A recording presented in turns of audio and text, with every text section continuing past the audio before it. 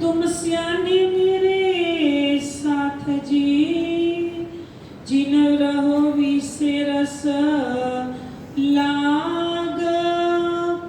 पाँव पकड़ कहे इंद्रावती, उठ खड़े रहो जाग। उठ खड़े रहो जाग। श्री धनी जी के लागू पाए, श्री धनी जी के लागू पाए। मेरे पियो जी फेरा सुफल हो जाए, श्री धनी जी के लागू पाए, श्री धनी जी के लागू पाए।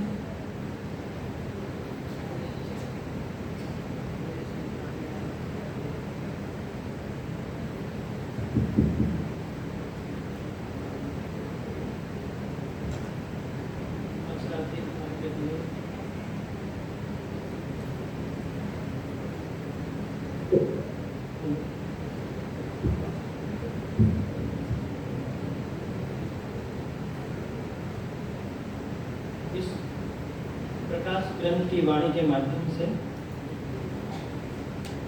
हम सब सुंदर साथ के हृदय में एक ऐसा अलौकिक प्रकाश प्रकट करने का एक माध्यम है।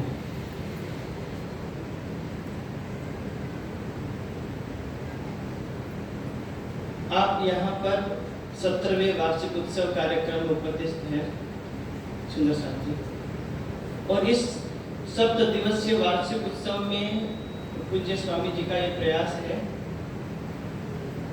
कि अपने वाणी के अंतर्गत जो 14 ग्रंथ हैं, उन 14 ग्रंथों को एक दिन में 2 ग्रंथ का प्रकाश हमारे हृदय में हो, और अंतिम दिन तक ये 14 ग्रंथ में जो प्रकाश है वो प्रकाश लेकर के हम धाम धनी की तरफ, परमधाम की तरफ आगे बढ़े। ऐसे ही आज इस 7 दिवसीय वार्षिक उत्सव का जो प्रथम दिन है, और प्रथम दिन में जो हमारी वाणी में दूसरा ग्रंथ है प्रकाश ग्रंथ। इसका नाम प्रकाश ही क्यों? ये हमारे अभी जो हमारे माता जी को हमारे पूर्व वक्ता थे उन्होंने कहा, जब तक इस वाणी में जो ज्ञान का प्रकाश है वो हमारे हृदय में, अर्थात हमारे जीव के हृदय में जब तक प्रवेश ना कर जाए तब तक हमारा जीव प्रयास नहीं करेगा।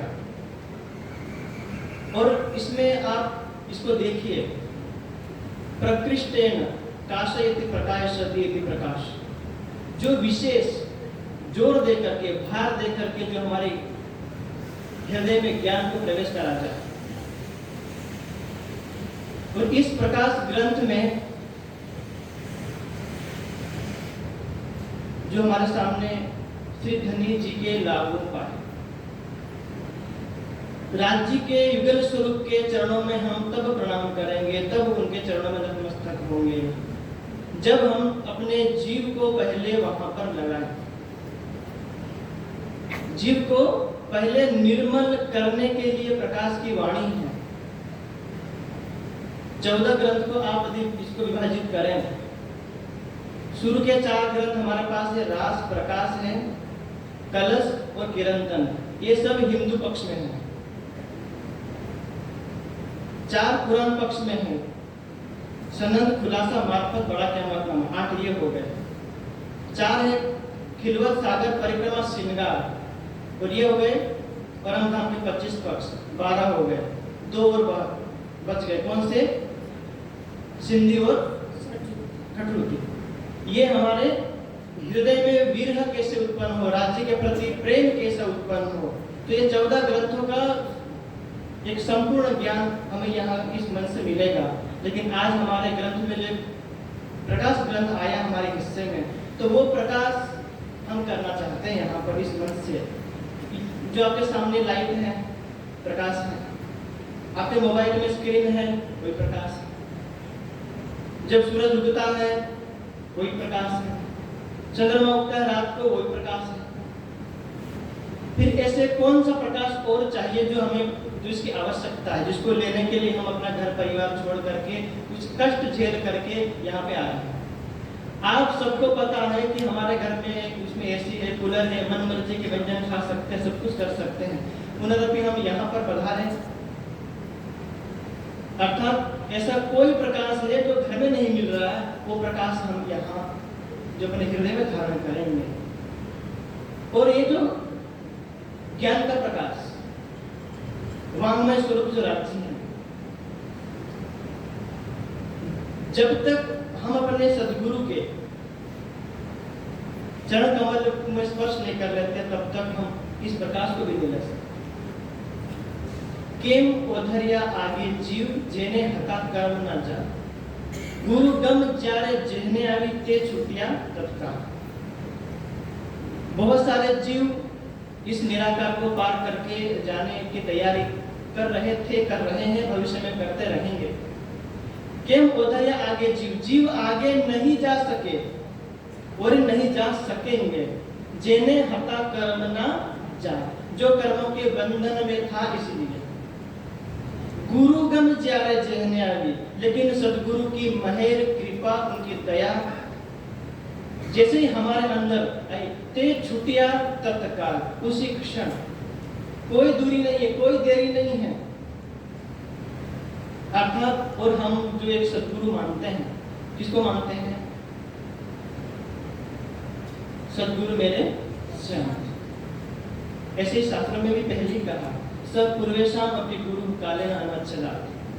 जो हमारे पूर्वजों में जो हमारे गुरु, उनके गुरु, सदगुरु, सबका गुरु काले अनवच्छला को भूत भविष्य वर्तमान में हमेशा वर्तमान ही रहता है।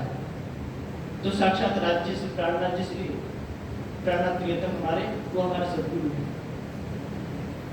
और वही शास्त्रों का अर्थों और उनके जो भावार्थ उसका भी प्रकाश हमारे हृदय में करेंगे। और वो प्रकाश जब तक नहीं होगा तब तक हम आगे नहीं बढ़ सकते। और वो गुरु की कृपा से ही वो जो प्रकाश है, जो ढका हुआ है हमारे हृदय में, वही है।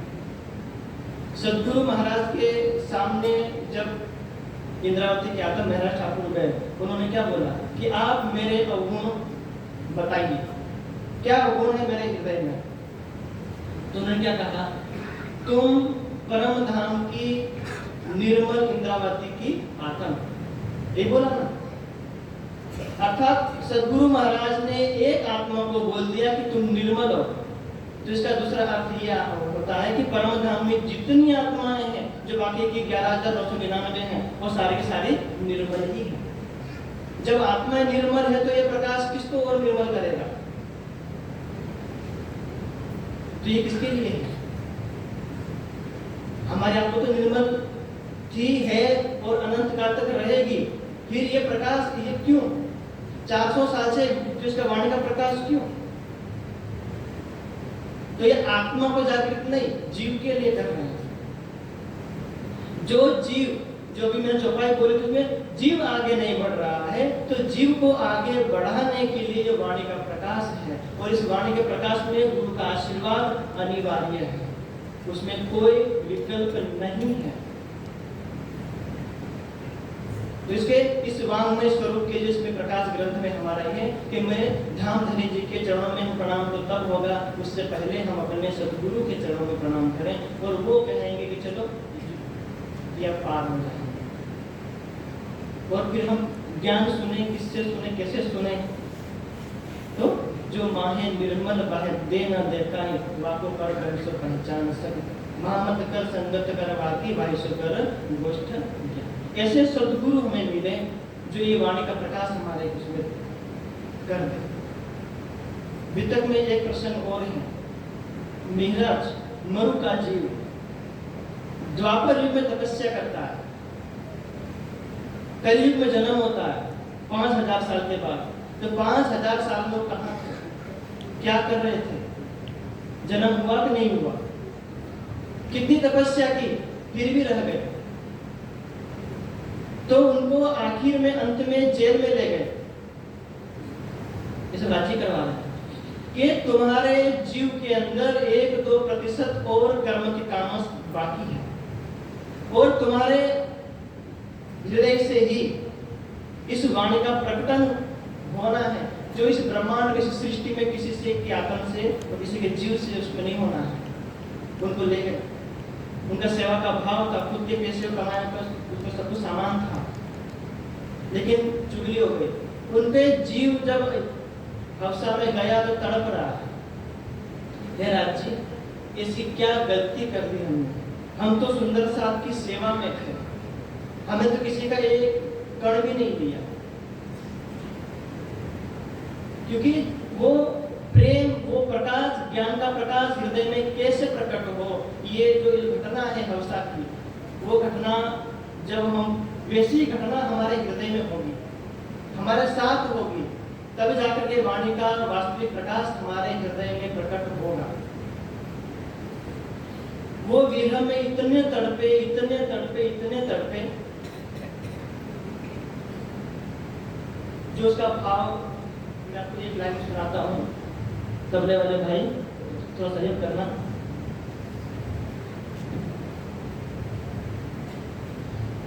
जब हफ्सा में गए, खाना छूट गया, पीना छूट गया, यहाँ तक कि उनके जीव ने श्वास लेना भी कम करके, श्वास भी कैसे लो, तो उनके हृदय के लिए उद्गार निकले, जो राज्य को बुलाने लगे कि राज्य आप आ जाओ, कोई मुझे सहयोग नहीं कर रहा, बस आप आओगे तब मेरे हृदय में प्रकाश होगा। वो विरह, और जब तक वैसे विरह में हम नहीं डूबेंगे तभी हमारे हृदय प्रकाश नहीं होना है। 2 लाइन का भाव है। मेरे पिया जी, प्यारे पिया जी, अब तो चले आओ ना, अब तो चले आओ ना, विरहा की पीड़ा सही न जाए, ऐसे यूं तड़पाओ ना, अब तो चले आओ ना, अब तो चले आओ ना।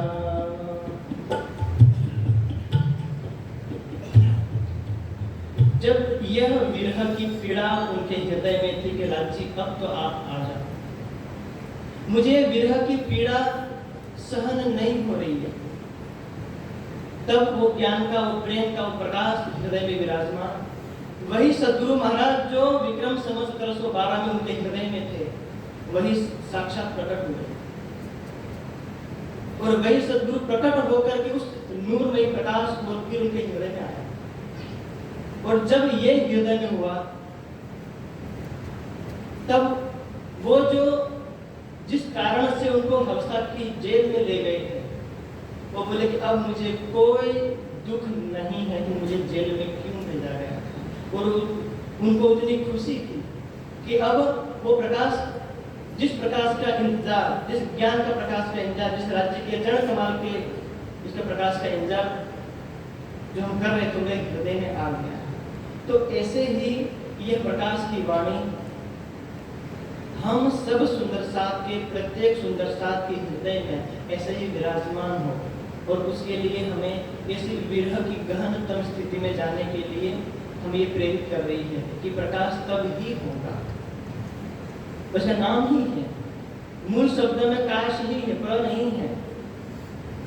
काशयति, प्रकाशयति, इति प्रकाश, जो विशेष रूप से हमारे हृदय को, और वो प्रकाश होगा तो ही जन्मों जन्मांतर के हमारे जो विकार हैं वो चले जाएंगे। जो एक अत्यंत बहुत जल्दी शॉर्टकट, यदि हम स्वयं के हृदय में यह प्रकाश, धामधनी का, प्रेम का प्रकाश हो, विरह का प्रकाश हो, ज्ञान का प्रकाश हो, अपने हृदय में स्थापित करना चाहते हैं, तो उदाहरण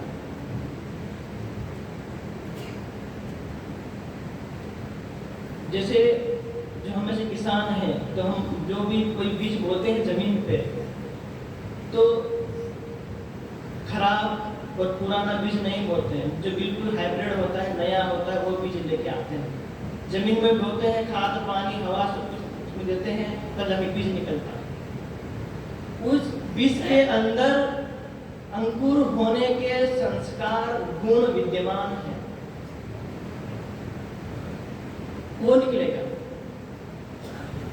लेकिन उस बीज को आप 10, 15, 20, 50 या आधे घंटे तक कढ़ाई में डाल के, तवे पे डाल करके, नीचे अग्नि डाल करके उसको आप फ्राई कर सेक दीजिए।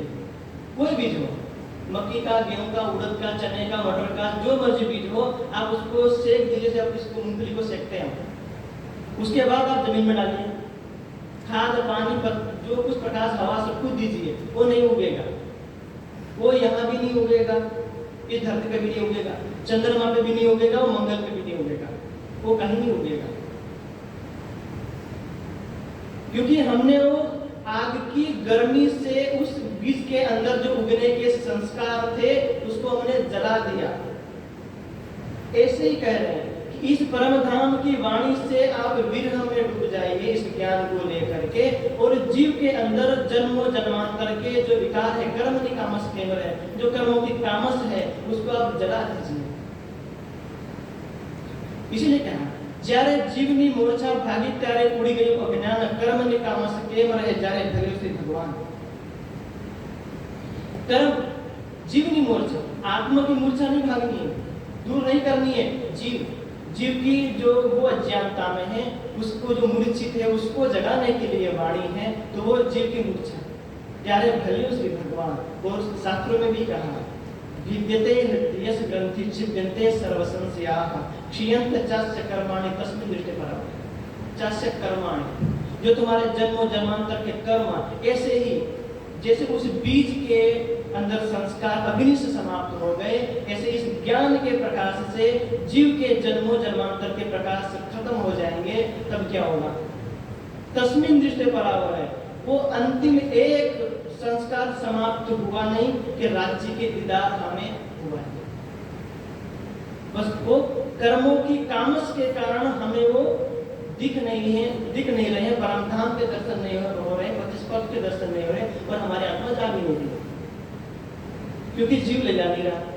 और जीव को जगाने के लिए यह वाणी है।